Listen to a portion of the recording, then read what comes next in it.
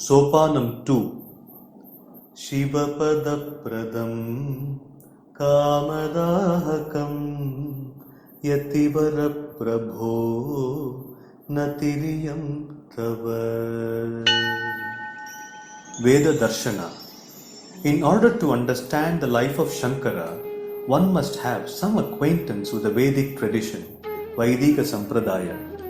Therefore, in this chapter, let us try and acquaint ourselves a little with the subject. The Hindu religion or the Vedic religion comprises of 6 theistic systems of thought, Astika Darshanas, that accept the authority of the Vedas. What we call as the Hindu religion today is an eternal way of life that had not been given a specific name. This is not a religion that depends on an individual, a doctrine, or even a god. The Vedas declare, Lokaha samastaha sukhino bhavantu. Everyone in the world be happy. This is the foundation of the whole edifice of Sanatana Dharma. While its bricks are samyama, self-control, the wet clay used to build the structure is love.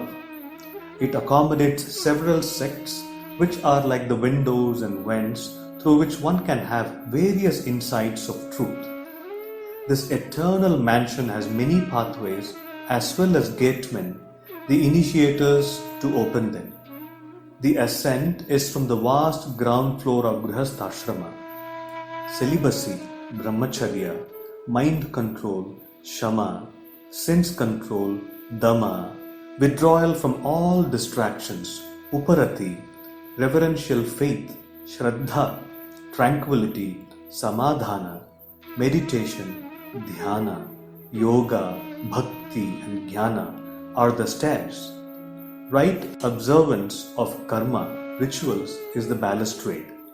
One has to pass through the corridors of Vanaprastha before climbing up to the open terrace of total renunciation, Sarva Sangha Parityaga.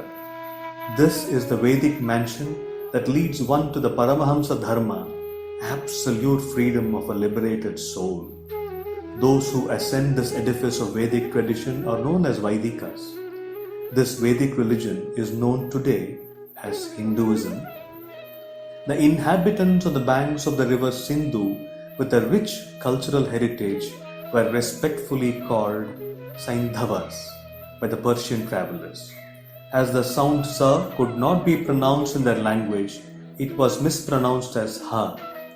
Thus the word Saindhavas became Haindavas and was gradually reduced to the term Hindu. Bharata.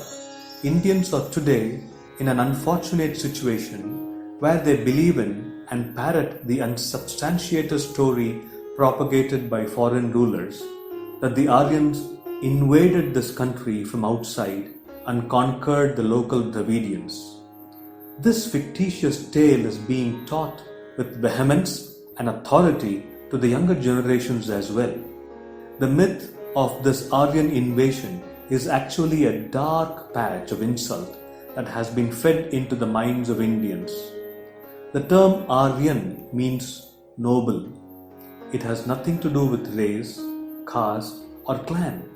This term that occurs 36 times in the Rig Veda, the most ancient scripture of the world, has not been used in it to indicate a race or a clan even once. The entire region of Bharata, known as Aryavarta, is indeed the land of the Aryans. Aryans are the descendants of the Rishis who led a disciplined life emphasizing inner purification and strictly following the traditional samskaras from conception to cremation as prescribed in the Vaidika Dharma. According to Mahabharata, Sarvam Brahmam Idam Jagat, the entire world was Aryavarta in the beginning. Gradually, while cultural decadence fell upon other countries and people went back to primitivism, the Vedic tradition got confined only to the great Ajanabha Varsha, the land of the Aryas, secluded and protected by the Himalayas and the ocean. The term Bharata actually stands for an enlightened land propagating the Vedas. Bhaha means light, or brilliance. Hence, it is a land of rishis who find joy in the inner light. After the rule of the great king Bharata Yogeshwara, Aryavarta or Ajanabha Varsha began to be called Bharata. As the word Bhaha also stands for the Vedas, Bharata can also mean the land of those who revere the Vedas. Uttaram yat samudrasya himadreshchaiva dakshinam varsham tat bharatam nama bharati yatra santatihi. Vishnu Purana. According to Parasara Smriti, the land stretched to the south of the Himalayas and to the north of the ocean, carrying the fragrance of the language of Devas, Sanskrit, is Bharata. Ancient rishis as well as modern philosophers like Sri Aurobindo have mentioned that many divine sages like Naranarayana, Vasishta, Vamadeva and Lord Shiva himself are constantly performing tapas, assuming astral bodies in various corners of Bharata to safeguard and preserve Vedic culture. Bharata consists of the land masses called Panchadravida and Panchagauda.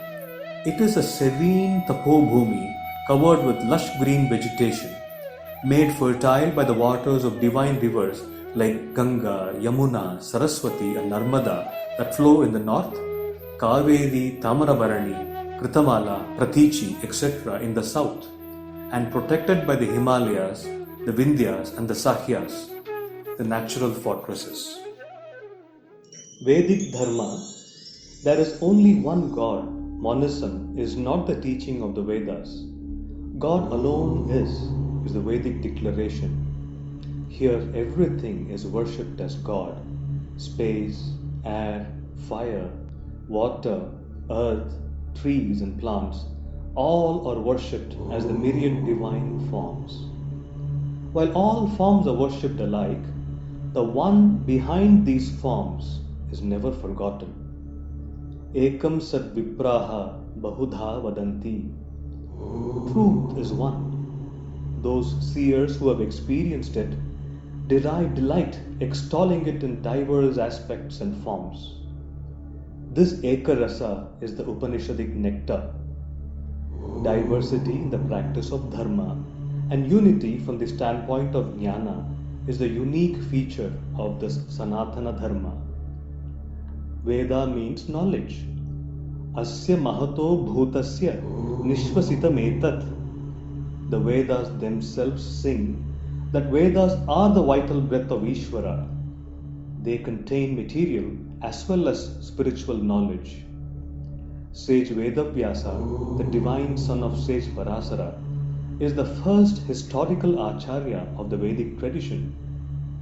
He is the one who classified and edited the Vedas into Rig Veda, Yajurveda, Samaveda, and Atharva Veda, and imparted each of them to his 4 disciples, Paila, Vaishampayana, Jaimini, and Sumantu, respectively. These 4 Vedas have been further divided into various branches, adopted and guarded by various traditions. Shiksha, Kalpa, Vyakarana, Nirukta, Chandas, and Jyotisha are the 6 auxiliaries of Vedic studies. The Vedas have been divided into Karma Kanda, Upasana Kanda, and Jnana Kanda. The Vedas contain the comprehensive repertoire of knowledge that integrates action, devotion, and knowledge for the body, mind, and intellect. They contain instruction and guidance for the whole of mankind with diverse individual qualifications. Bhagavan Vyasa composed epics such as the Mahabharata in order to interpret the meaning, Upabrahmana, of the Vedas. Large portions of the Vedas are devoted to the performance of rituals as they are very important for laymen. The Upanishads or Vedanta apply to the courageous few who dare to enter the portal of truth. That alone is the aim of the Vedas. In fact, Upanishadic knowledge alone is the Vedas. Paratma vedyate yena savedo veda uchyate. Sanat Sujatiya. Vedas are those through which one realizes God, says the Mahabharata. Vedas prescribe karmas and upasanas only to refine and mature our mind for Brahmajnana. In the words of Bhagavan Vyasa, Karma mokshaya karmani vidatte. Vedas prescribe karma only to release an aspirant from the shackles of karma. The Gita also states that the commencement of karma itself is for Naishkarmya Siddhi, attainment of actionlessness. In the Vedic Dharma, Garhasthya, the householder's path of righteous action, and Sannyasa, the path of renunciation, are mutually complementary. Purva Mimamsa is the science that dwells on the path of karma. Performing karma with reverence and concentration, without desire for results, gradually leads one to detachment and purity of mind, and finally to devotion and knowledge. Vedas themselves describe the attainment of Swargaloka and the like as a fruit of action in order to motivate one to perform actions wholeheartedly. Such fanciful descriptions of enjoyments are known as Arthavadas, hyperboles. They are fantasies put forth with noble intentions to persuade one to perform rituals. Enchanted by such promises, however, many get obsessed with rituals. Those who regard karma as an end in itself are called karmatas. They value only the karma kanda in the Vedas. They are the Purva Mimamsakas, who even go to the extent of declaring that the parts of the Vedas that do not deal with karma are inauthentic. Amna yasya kriyarthatvat anarthakya matadarthana. According to Jaimini, the statements in the Vedas that do not motivate action, such as the Mahavakyas or the great aphorisms that indicate the oneness of Jiva and Brahman, are meaningless, as the Vedas are intended only for rituals. Vedanta or Uttaramimamsa seeks to prove this hypothesis as false. Performance of action with dedication and without expectation of fruit gradually purifies the mind and creates a genuine interest in upasana. As a result of upasana, the impure projections of the mind get eliminated and the mind turns and flows inward and gradually merges in the heart. This leads to the dawn of self-knowledge. Shrauti Vidya, the Vedic method, is a skillful guidance towards perfection. It leads one from forbidden actions, Nishiddha karma, to necessary actions, Kamya karma, from Kamya karma to prescribed actions, Vihita karma, from Vihita karma to Karma yoga, and finally from Karma yoga to Naishkarmya Siddhi or a karma, absolute actionlessness or jnana. Such a dharma integrates Karma Shastra or Purva Mimamsa and Vedanta Shastra or Uttara Mimamsa. However, those who stubbornly adhere to the performance of karma and carry out various yagas and yajnas are generally found to be interested only in the enjoyment of the rewards rather than in seeking the ultimate truth. In the Gita, the Lord says that these Vedavadaratas are avipashchits, ignorant, who can never experience the bliss of self realization. Fantasies about the joys of this world and the next might sound pleasant to the shallow minded, but are seen as transient by the intelligent. Those who perform Vedic karmas with these aims will fall into the abysmal darkness of ignorance. Bhagavan says that their minds will never be able to experience peace. See how the Upanishads scorn such people? प्लवाह्येते अदृढा यज्ञरूपा अष्टादशोक्तमवरं येषु कर्म एतच्छ्रेयो येऽभिनन्दन्ति मूढाः जरामृत्युं ते पुनरेवापि यन्ति. Those who rely on karma bereft of jnana are like those who attempt to cross the ocean using a frail raft.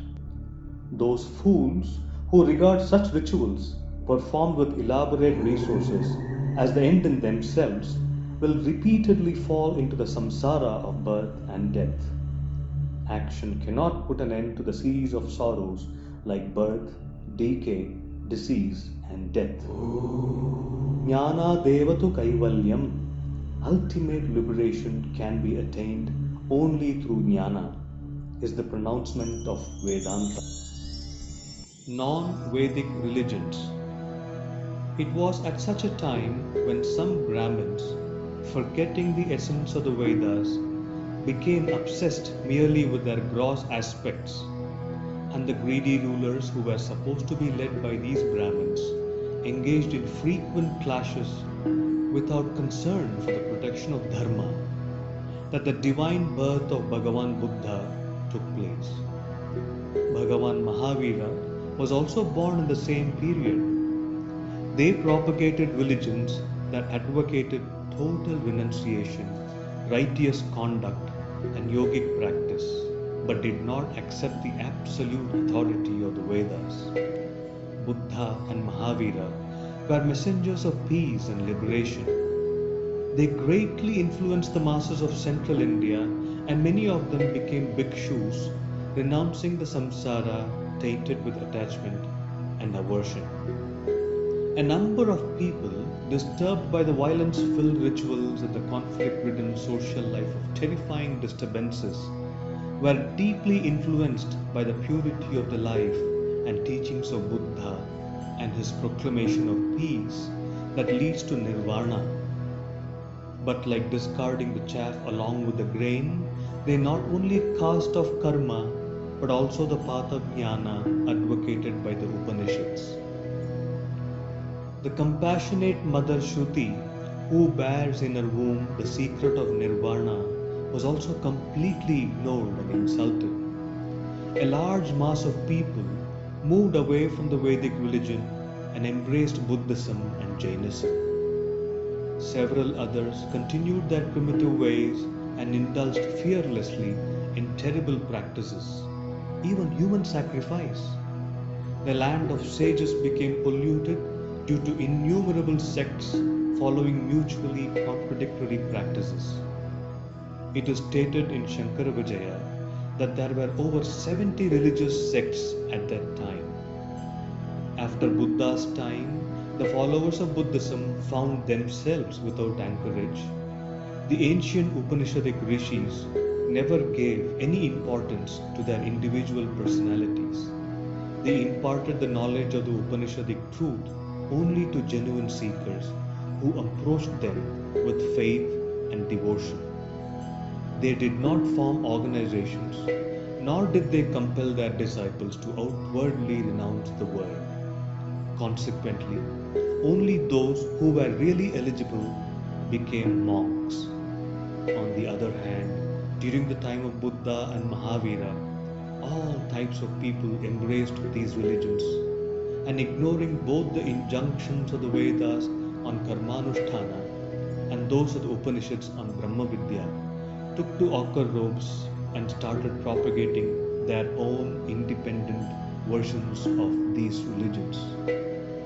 Contrary to this, the Brahmins, who were the advocates of the Vedic way of life, controlled even the rulers with the authority of Dharmashastras. Self-centered kings like Dhanananda of Magadha, who hated these Brahmins, fully supported, encouraged, and propagated the non-Vedic ways of the Buddhist monks.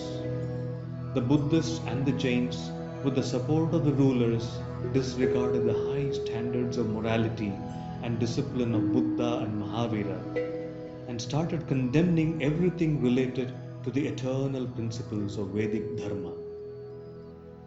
Here is what Swami Vivekananda has said about Buddhism of that period.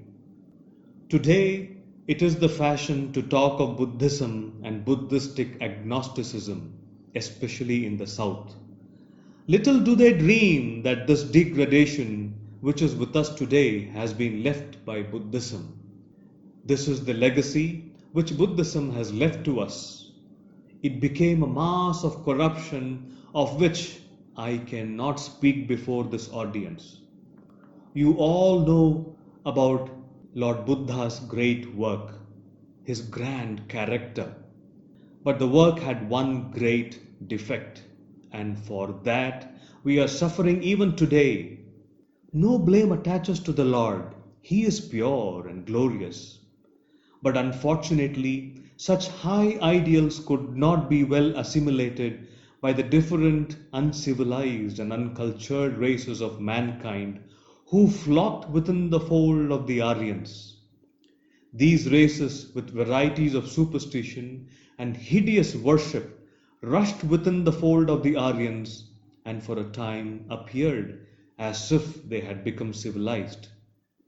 But before a century had passed, they brought out their snakes, their ghosts, and all other things that their ancestors used to worship. And thus the whole of India became one degraded mass of superstitions. Thus, in spite of the sublime ethical religion, in spite of the hair splitting discussions about the existence or non existence of a permanent soul, the whole building of Buddhism tumbled down piecemeal, and the ruin was simply hideous.